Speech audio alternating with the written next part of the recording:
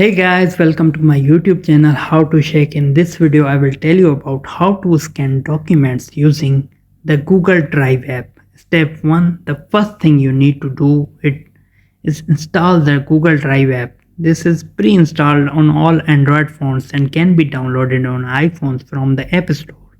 The process is the same on both platforms. However, Step 2. Once Google Drive is open, you need to tap the camera icon in the bottom right, just above the plus sign icon. Step 3. From there you need to line up the document within the on-screen camera frame. Be sure to get the whole thing in frame and the text on the page is clear and well lit so the camera can pick everything up. You know it's working when a blue box appears around your document. Step 4. If you have auto capture toggled on, wait a couple of seconds and let Google Drive capture the document by itself.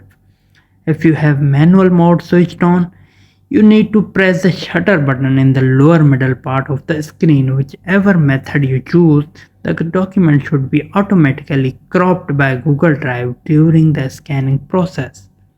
Step 5. Once scanned, Google Drive gives you the option to edit your document before it's uploading to the cloud. This includes altering the crop, clearing up areas of the image, and adding filters. Step 6.